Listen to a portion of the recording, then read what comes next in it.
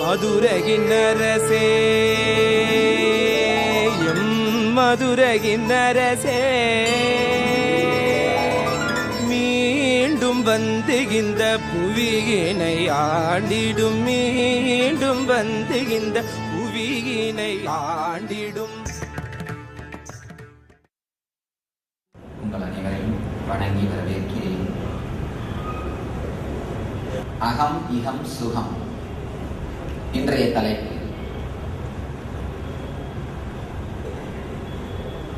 இந்த மூன்று வார்த்தையையும் ஆழ்ந்து புரிந்து கொள்ள வேண்டிய சூழலில் நாம் இருக்கின்றோம். அகம் என்றால் என்ன? அகம் எங்கு இருக்கின்றது? அகம் எங்கிருந்து உருவாகின்றது என்று அகத்தினுடைய மூலத்தை, அகத்தினுடைய வடிவை, அகத்தினுடைய சத்தியத்தை தேடுவோமானால் அகம் முழுமையாக இகத்தில் ஒடுங்கி சுகத்தில் மறையும். அகம் அப்படிங்கிற நம்முடைய மனம் தேடாத வரையில்தான் மீண்டும் மீண்டும் நம்மை மயக்கத்திற்கு உள்ளாக்கும். அதை எங்கு இருக்கின்றது என்று தேடினோமானால் அதனுடைய ஆழத்தை கண்டுபிடிக்க முயற்சித்தோமானால் அது இயற்கையிலேயே இகத்தில் நிகழ்காலத்தில் முடிந்து சுகமாகிய ஆனந்த நிலையை நமக்கு தந்துவிடும். தேடாத வரை அகம் புறத்திலே இருந்து துக்கத்தை அளிக்கும். தேடத் துவங்கும் பொழுது இகத்திலே முடிந்து சுகத்தை அளிக்கும்.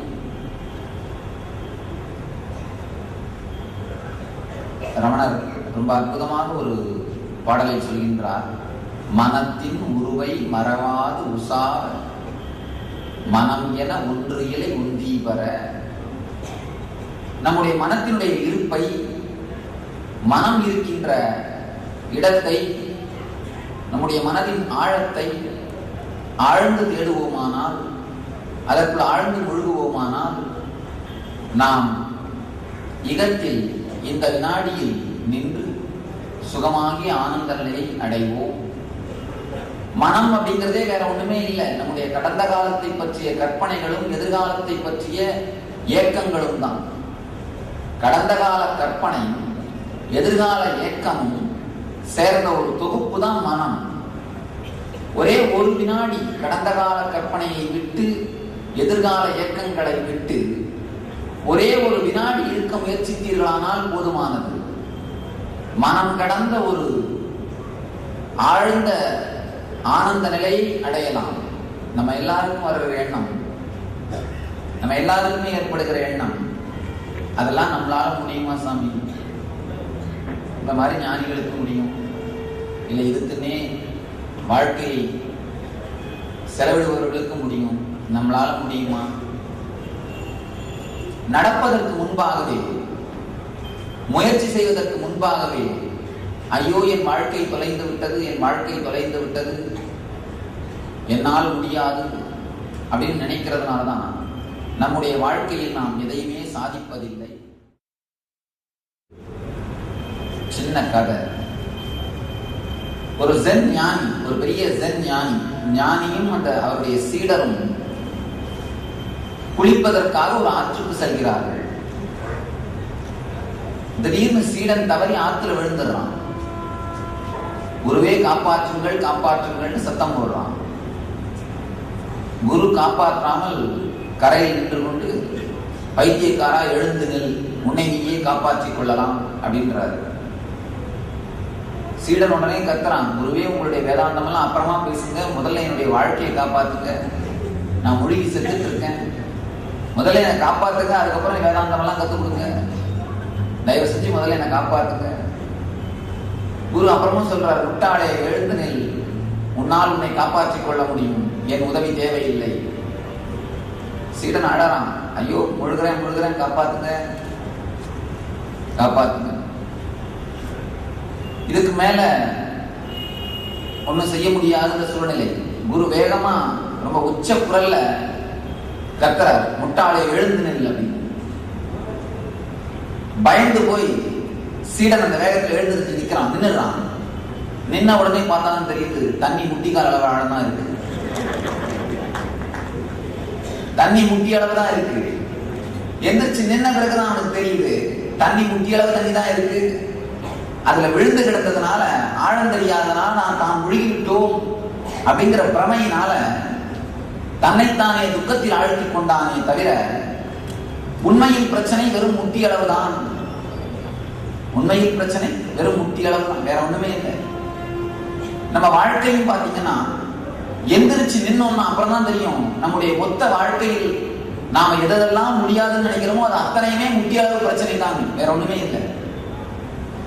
எதையெல்லாம் நாம் துக்கம் என்று நினைக்கின்றோமோ, துயரம் என்று நினைக்கின்றோமோ, முடியாது என்று நினைக்கின்றோமோ, அறியாமை என்று நினைக்கின்றோமோ, அது அனைத்துமே வெறும் முட்டியளவு இருக்கிற தண்ணி மாதிரி தான். எப்படி முட்டியளவு இருக்கிற தண்ணியில விழுந்த சீடன் தத்தளித்து துடித்துக் கொண்டு இருந்தானோ அதே மாதிரிதான் நம்மளும் நம்முடைய வாழ்க்கையில துடிச்சிட்டு இருக்கோம். எளிய சாதாரண ஒரு தெளிவு நமக்கு வந்தாலே போதும், எந்திரிச்சு நின்றுடலாம். வாழ்க்கையில எந்திரிச்சு நின்னவங்க எல்லாருமே சொல்ற ஒரு உண்மை, நம்முடைய வாழ்வில் இருக்கும் பிரச்சனைகள் வெறும் முட்டியளவு ஆழம்தான். நான் மட்டுமல்ல, இந்து மதத்தினுடைய ஒரு ஞானி மட்டுமல்ல, கிறிஸ்தவ மதத்தினுடைய ஒரு ஞானி மட்டுமல்ல, எல்லா மதங்களுடைய எல்லா ஞானிகளும் எல்லா குருமார்களும் சொல்கின்ற ஒரு அடிப்படையான தத்துவம், இந்த உலகம், இந்த வாழ்க்கை இனிமையானது, ஆனந்தமயமானது, துக்கங்களுக்கு அப்பாற்பட்டு இதை நம்மால் இயக்கவும் நடத்தவும் முடியும். துக்கங்களுக்கு அப்பாற்பட்டு இதை நடத்த முடியும் அப்படிங்கிற ஒரு நம்பிக்கை பிறந்தாலே போதும், பாதிக்கு மேல நம்ம ஜெயிச்சிட்டோம். அதுக்கு மேல வேற ஒன்றும் செய்ய வேண்டியதில்லை, அதுவே பாதிக்கு மேல ஜெயிச்சிட்டோம். நம்முடைய வாழ்க்கையில் நாம் அடைய வேண்டியதெல்லாம் வேற ஒன்றும் இல்லை, இகத்தில் இருப்பதற்கான பக்குவம். கடந்த காலத்தை பற்றிய கற்பனைகளாலும் எதிர்காலத்தை பற்றிய இயக்கங்களாலும் அலைக்கழிக்கப்படாமல் நிகழ்காலத்தில் இருக்கும் ஒரு ஸ்திரத்தன்மை, அது மட்டும் வந்தாலே போதும், வாழ்க்கையினுடைய ஒரு போக்கே மாறிவிடும். ஒரு அழகான ஒரு சூஃபி கதை, ஒரு சூஃபி ஞானி ஒருத்தர் காட்டிலே இருந்து தவம் செய்து கொண்டிருந்தார். அவரை பார்க்கறதுக்காக ஒரு நாள் மாலை நேரத்தில் ஒரு சீடர் போறார். போய் அந்த ஞானியை பார்த்து அவர் பேசி அளவலாவில் முடிக்கும் பொழுது இரவாயிடுது. சீடருக்கு ஒரே கவலை, குருவே நான் திரும்பவும் வீட்டுக்கு திரும்பி போகணும், 10 மைல் இந்த காட்டுக்குள்ள நடந்து நகரத்துக்கு போயாகணும், எப்படியாவது நீங்க தான் வெளிச்சம் காட்டணும், எப்படியாவது நீங்க தான் ஒளி காட்டி 10 மைல் காட்டையும் நான் பாதுகாப்போடு கலந்து செல்வதற்கு வழி செய்யணும். குரு சொன்னார், அப்பா கவலைப்படாது, அதுக்கு என்ன அப்படின்னு ஒரு லாந்தர விளக்க கையில கொடுத்து, இதை எடுத்துட்டு போக போக வழி தெரியும், அப்படியே காட்டை கடந்து போயிடலாம். சீடன் சொன்னா, என்னங்கய்யா காடு 10 மைல் நீளமானது, நீங்க 10 அடி தூரத்துக்கு தான் விளக்கு கொடுக்குற இந்த லாந்தர விளக்கு கையில கொடுக்குறீங்க, இந்த லாந்தர விளக்கு எப்படி எனக்கு 10 மைலுக்கும் வழிகாட்டும்? நீங்க 10 மைலுக்கும் முதல்ல ஒளி வர்ற மாதிரி செய்யுங்க, அப்பதான் நான் வெளியில போவேன். குரு சொல்றாரு, கவலைப்படாதப்பா, இது ஒரு மேஜிக் லாந்தர விளக்கு, இது ஒரு மந்திர விளக்கு, இதை கையில் எடுத்துட்டு போ, 10 மைலுக்குமே உனக்கு வழி தெரியும், 10 மைலுக்குமே உனக்கு வழி தெரியும்னு சொல்றாரு. அவன் கையில் அதை எடுத்துட்டு நடக்க ஆரம்பிக்கிறான். 10 அடி நடந்த உடனே அடுத்த 10 அடிக்கு ஒளி தெரிஞ்சது, 10 அடி நடந்த உடனே அடுத்த 10 அடிக்கு ஒளி தெரிஞ்சது, 10 அடி நடந்ததும் அடுத்த 10 அடிக்கு ஒளி தெரிஞ்சது. நிம்மதியாக இனிமையாக வீடு போய் சேர்ந்தான். அவன் நினைச்சிட்டு இருந்தான், குரு பெரிய மந்திரம் பண்ணி கொடுத்திருக்காரு, 10 மைலுக்குமே இந்த விளக்கு ஒளி தந்ததே அப்படின்னு. ஆனா உண்மையில் இதுல ஒண்ணும் மாயமோ மந்திரமோ இல்லை. நம்முடைய வாழ்க்கையிலும் உங்களுடைய மொத்த வாழ்க்கையின் எல்லா பிரச்சனைகளையும் ஒன்றாக அடுக்கி ஒரே நேரத்தில் பார்க்காதீர்கள். நாம என்ன பண்றோம்? 10 மைல் காடு அப்படின்னா 10 மைல் காட்டையும் ஒரே நேரத்துல ஒளியூட்டி பார்க்கணும் முயற்சி பண்றோம். நம்முடைய வாழ்க்கையோட மொத்த பிரச்சனைகளையும் ஒரே நேரத்துல அடுக்கி பார்த்து அத்தனையும் ஒரே வினாடியில ஒரே நிமிடத்துல தீர்த்து வைக்கணும்னு நினைக்கிறோம். ஒரே வினாடியில ஒரே நிமிடத்துல இன்ஸ்டன்ட் காபி மாதிரி தீர்த்து வைக்கணும் அப்படின்னா என்ன நடக்கும்? நடக்குமா? அது நடக்கிறதுனா ஏதாவது ஒரு கிரகத்தை சுத்த ஆரம்பிச்சிருக்கோம். அது நடக்கணும் அப்படிங்கிற ஆசையில தான் ஏதாவது நடக்க முடியாத விஷயங்களை எல்லாம் செய்ய ஆரம்பிச்சிருக்கோம். அப்படி இல்லாம ஒவ்வொரு வினாடியும் வருகின்ற பிரச்சனைகளை எதிர்கொள்ள துவங்குங்கள். இப்போ வருகிற பிரச்சனைகளை மட்டும் இப்ப எதிர்கொள்ளுங்க. மனதை பாரமாக்காதீர்கள், மனதை துக்கமயமாக்காதீர்கள், உங்களுடைய வாழ்க்கை மிக பெரும் சுமையாக ஆக்காதீர்கள். உங்களுடைய எல்லா பிரச்சனைகளையும், நீங்கள் எதிர்கொள்ள வேண்டிய எல்லா விஷயங்களையும் ஒரே நேரத்தில் உங்கள் கண் முன்னாடி நிறுத்தீர்களானால் உங்கள் வாழ்க்கையை மிகப்பெரிய சுமையாக உங்களுக்கு நீங்களே காட்டிக் கொள்வீர்கள். அப்படி இல்லாம ஒவ்வொரு நாளும், ஒவ்வொரு நிமிடமும், ஒவ்வொரு வினாடியும் அந்தந்த வினாடி அவ்வப்போது வருகின்ற விஷயங்களை தீர்த்துக் கொண்டே செல்வீர்களானால் நாளுக்கு நாள், நிமிடத்திற்கு நிமிடம் இகத்தில் வாழ துவங்குவீர்களானால் உங்களுடைய வாழ்க்கை முழுமையான ஒரு சுதந்திரமான, இனிமையான, ஆனந்தமான வாழ்க்கையாக மாறும். நமக்கு அடுத்து வர சந்தேகம், இந்த வினாடி இன்றைய பொழுதை பத்தி மட்டும் நினைத்து வாழ்ந்தோமானால் நாளைக்கு வரப்போற பிரச்சனைகள்லாம் யார் சாமி தீர்த்து வைக்கிறது? ஒரு சின்ன ஒரு உதாரணம் புரிஞ்சுக்கணும். நீங்க எல்லாரும் இத்தனை வருஷம் இந்த உலகத்துல வாழ்ந்திருக்கீங்க, பிரச்சனைகள் இல்லாம வாழ்ந்திருக்கீங்களா? இல்ல. பலாயிரக்கணக்கான பிரச்சனைகளை சந்திச்சு அதையெல்லாம் தாண்டி தான் இந்த உலகத்துல வாழ்ந்துட்டு இருக்கீங்க. இத்தனை வருஷம் இவ்வளவு பிரச்சனைகளை சந்திக்க உங்களால் முடிந்திருக்கிறது என்றால், உதாரணத்துக்கு ஒரு 50 வயசு உங்களுக்குன்னா 50 வருஷம் பல்வேறு பிரச்சனைகளை தாண்டி தான் இன்னமும் இருக்கீங்க. அதனாலதான் இங்க உயிரோடு இருக்கும். அதையெல்லாம் தாண்டி தான் வாழ்ந்துட்டு இருக்கோம். ஏற்கனவே 50 வருஷம் பிரச்சனைகளை சந்தித்து பழகி போன நம்முடைய மனதால் இன்னொரு அடுத்த ஒரு 50 வருஷம் பிரச்சனைகளை சந்திக்க முடியாதா? நல்லாவே முடியும். ஏன்னா ஏற்கனவே 50 வருஷம் சந்திச்ச அனுபவம் வேற இருக்கு, எக்ஸ்பீரியன்ஸ் வேற கையில் இருக்கு. ஆனால் வருவதற்கு முன்பாகவே உண்மையில பாத்தீங்கன்னா நம்முடைய வாழ்வில் தோல்வி கூட பிரச்சனை இல்லை, தோல்வியை பற்றிய பயம்தான் பிரச்சனை. தோல்வி கூட பெரிய பிரச்சனை இல்லை, தோல்வியை பற்றிய பயம். ஒரு துக்கம் கூட பெரிய பிரச்சனை இல்லை, துக்கம் வருமோ அப்படிங்கிற ஆன்சைட்டி, அதுதான் பெரிய பிரச்சனை. நம்முடைய வாழ்க்கையில, தினசரி வாழ்க்கையில பாத்தீங்கன்னா துக்கம் வருமோங்கிற ஆன்சைட்டினால்தான், அந்த பயத்தினால்தான், மன பிரமையினால்தான் மிக பெரும் துக்கங்களை நாமே உருவாக்கி கொள்கிறோம். நல்லா நாம தெரிஞ்சுக்க வேண்டிய ஒரு விஷயம், நாம் உணர்ந்தாலும் உணராவிட்டாலும், ஏற்றுக்கொண்டாலும் ஏற்றுக்கொள்ளாவிட்டாலும் நமக்கெல்லாம் ஒரு அதீதமான மனோசக்தி இருக்கு. அதீதமான மனோசக்தி. இந்த அதீதமான மனோசக்தி பயத்திலும் எதிர்காலத்தை பற்றிய அச்சத்திலுமே கழியுமானால், எதிர்காலத்துல வரப்போகுதோ அப்படிங்கிற ஒரு விஷயத்தை பார்த்து பயந்துகிட்டே இருந்தோம்னா, அந்த நாம எதை பற்றி பயப்படுறோமோ, எதை பார்த்து அச்சம் கொள்கின்றோமோ, அந்த விஷயம் வருகிறதோ இல்லையோ, நாமே அதை நம்முடைய கற்பனா சக்தியினால உருவாக்க துவங்கி விடுவோம்.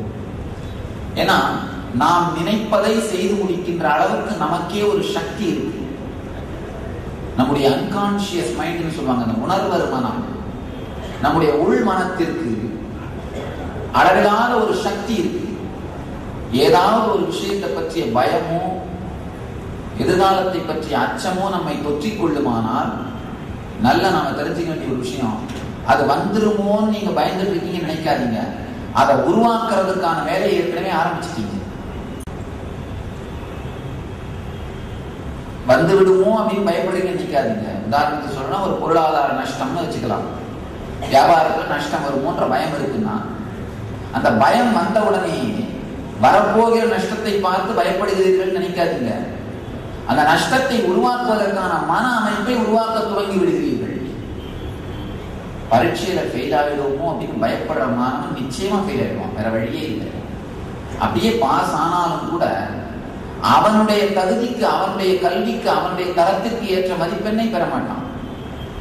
வாழ்க்கையில எந்த ஒரு ஆங்ஸைட்டியும், எந்த ஒரு பயமும், எந்த ஒரு அச்சமும் ஏற்படுகின்ற மாத்திரத்திலேயே அந்த அச்சத்தை உள்விடுகின்ற அந்த வினாடியே எதை பார்த்து அச்சப்படுகிறோமோ அந்த பொருளை உருவாக்குவதற்கான வேலையை நாம் செய்ய துவங்கி விடுகின்றோம். இருக்கின்ற நம்பிக்கை இருந்த வரைக்கும் உங்களுடைய மனம் இந்த மிரண்டவன் கண்ணுக்கு இருண்டதெல்லாம் பேய்ன்னு சொல்லுவாங்க. அந்த மாதிரி எல்லாத்தையுமே பில்லி சூன்யம் பேயாவே காட்டிட்டு இருந்தது. அது இல்லைன்ற ஒரு நம்பிக்கை வந்த உடனே யாரோ ஒரு ஆன்மீக பெரியார் அல்லது யாரோ ஏதோ ஒரு கோவிலுக்கு போறதுமா ஏதோ ஒரு நம்பிக்கை, அந்த நம்பிக்கை வந்துருச்சுன்னா அதுக்கப்புறம் அதே மனம் என்ன பண்ணும், அதெல்லாம் ஒண்ணுமே இல்லை அப்படிங்கிற தெளிவை காட்டிவிடும். இந்த தெளிவுதான் நமக்குள்ள நடக்க வேண்டிய விஷயமே தவிர, ஒரு அழகான ஒரு பொன்மொழி, எந்த ஒரு கெட்ட சக்திக்கும் நாம் அதன் மேல் வைத்திருக்கும் நம்பிக்கையை தவிர வேறு எந்த சக்தியும் கிடையாது. எந்த ஒரு கெட்ட சக்திக்கும் இந்த வாழ்க்கையில எந்த கெட்ட சக்தியா நினைச்சீங்கன்னாலும், ஒரு பில்லி சூன்யமோ, மரண பயமோ, அல்லது வாழ்க்கையை பற்றிய பயமோ, அறியாமையை பற்றிய பயமோ, ஒரு அச்சமோ, துக்கமோ, எதை பற்றி உங்களுக்கு பயம் இருந்தாலும் அந்த பயத்தினுடைய அடிப்படை வேற ஒண்ணுமே இல்லை. அந்த பொருள் மீது நீங்கள் வைத்திருக்கும் பயம், நீங்கள் வைத்திருக்கும் நம்பிக்கை, அதுதான், வேற ஒண்ணுமே கிடையாது. பேய் உங்க மேல எவ்வளவு சக்தி செலுத்த முடியும்னா, நீங்க எந்த அளவுக்கு அதை நம்புறீங்களோ அந்த அளவுக்கு தான் உங்க மேல அது சக்தி செலுத்த முடியும். அது மேல நம்பிக்கை உங்களுக்கு இல்லாம போன உடனே இயற்கையிலேயே அது உங்களை ஆள முடியாது. நம்முடைய வாழ்க்கையில் ஏற்படுற ஒவ்வொரு விஷயத்தையுமே எதிர்காலத்து பயம், கடந்த காலத்து கற்பனை, இந்த ரெண்டும் தான் ஆணி வேறா இருந்து தாங்கி பிடிச்சிட்டு இருக்கும். இந்த எதிர்கால பயம், கடந்த கால கற்பனைன்ற இந்த ரெண்டை மட்டும் அறுத்துட்டோம்னா ஆணி வேறு இருந்த மரம் சாய்வது போலே நம்முடைய வாழ்க்கையில் இருக்கின்ற அறியாமை மரம் சாய்ந்து விடும். ஒரு சின்ன கதை, ரெண்டு மிகப்பெரிய எதிரிகள், மிகப்பெரிய எதிரிகள், ரெண்டு நாட்டு அரசர்கள், பக்கத்து நாட்டு அரசர்கள், மிகப்பெரிய எதிரிகள்.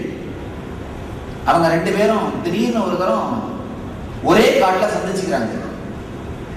ரெண்டு பேருமே இந்த காட்டுக்கு வேட்டையாட வந்திருக்காங்க, ஒரே காட்டுல சந்திச்சுக்கிறாங்க, யாருமே இல்லாம தனித்தனியா சந்திச்சுக்கிறாங்க.